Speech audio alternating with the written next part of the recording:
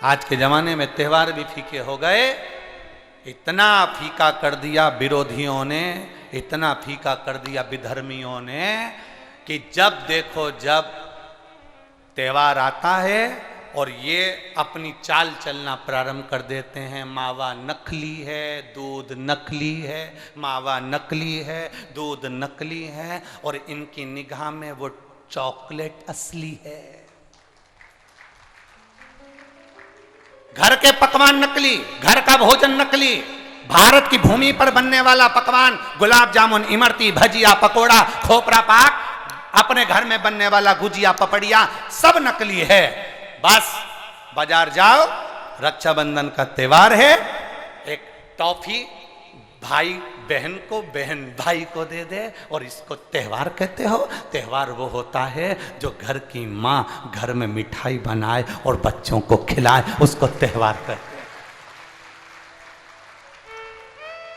फीका कर दिया त्योहारों को। जो भी त्योहार आते हैं या तो 2 हो जाएंगे, 3 हो जाएंगे, या फिर इतने छोटे हो जाएंगे कि उसमें आप विचार करते रहोगे कि मैं कल मनाऊं कि परसों मनाऊं। बस इसी विचार में पड़ते रहेंगे। और हमारा सनातन धर्म का जो हमारा एक आनंद है, हमारे जीवन का जो सुख है, त्यौहार का जो उत्साह है, त्यौहार का, जन्माष्टमी आती थी पहले लोग ऐसी जन्माष्टमी मनाते थे, रामनवमी आती थी पहले रामनवमी मनाते थे, रक्षाबंधन आता था पहले रक्षाबंधन खुशियों से मनाते थे, जब होली आती थी होली खुशियों से मनाते थे, दिवाली आती थी दिवाली खुशियों से मनाते थे, संक्रांति आती थी संक्रांति खुशियों से मनाते थे। जितने त्योहार आते थे एक आता था और उसमें उत्साह, उमंगता, आनंदता होती थी। आज के जमाने में इतना इतना बांट दिया, इतना इतना बांट दिया कि त्योहार को भी 2-4 कर दिए तो लोग विचार में पड़े रहते हैं। अब करें तो करें क्या, अब विचार करें तो करें क्या।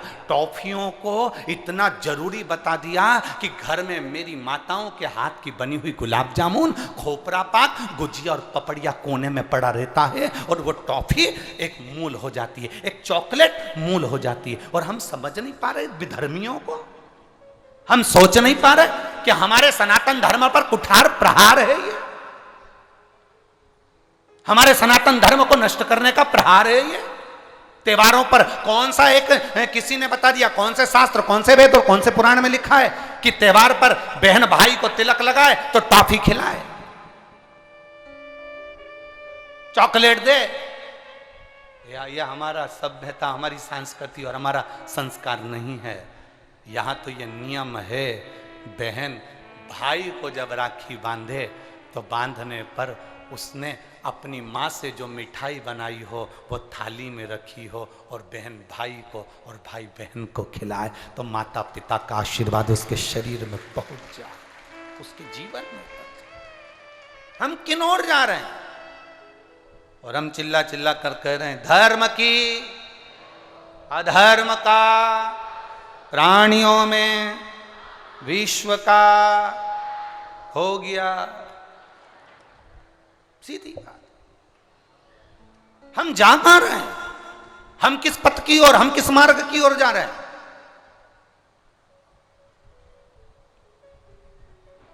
भ्रम में पड़ गया, विचारों में पड़ गया, हम भ्रमित हो रहे हैं, भ्रमित। एक ने कह दिया, सियोर वाला महाराज कहता है शंकर जी पे चढ़ा हुआ जल पीना चाहिए, सियोर वाले महाराज कहते हैं बेलपत्री चढ़ी हुई खाना चाहिए। फिर कहीं का आ गया जिसको सियोर वाले महाराज का विरोध करना था, उसने कह दिया ना जल पियो ना बेलपत्री खाओ, नहीं तो तुम्हारा जीवन ऐसा हो जाएगा। ये विरोध शास्त्र का नहीं है, ये सियोर वाले महाराज का है कि इन्होंने अगर बोला है तो उसका विरोध करना, इन्होंने बोला दुर्वा चढ़ाओ उसका विरोध करना, इन्होंने बोला चावल चढ़ाओ इसका विरोध करना। और दुनिया के लोग उनके झाले में पड़ जाते हैं।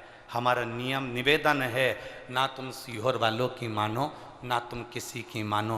गीता प्रेस गोरखपुर की शिव पुराण बाजार से लेकर आओ, उसको दिल से धीरे धीरे पढ़ो, उसमें सब मिल जाएगा तुमको जो सीहोर वाला अपनी व्यासपीठ से बोलता है। स्कंद पुराण लाओ, नर्मदा पुराण लाओ, लिंग पुराण लाओ, देवी भागवत लाओ, ब्रह्म विवर्त पुराण लाओ, सारी पुराणों को घर में लाकर रखिए और एक एक पुराण का धीरे धीरे अध्ययन करो कि सियोर वाला महाराज कहीं अलग जगह से तो नहीं बाच रहा, एक एक पुराण का अध्ययन करो।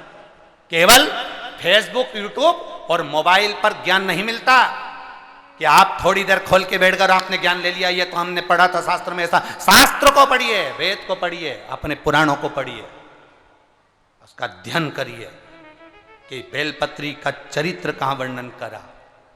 एक बेलपत्र दान का जो वर्णन हमारे शास्त्रों में किया गया, एक वृक्ष लगाने का फल हमारे शास्त्रों में कहा गया, एक भूखे व्यक्ति को भोजन कराने का फल हमारे शास्त्रों में कहा गया, उसको पहचानिए।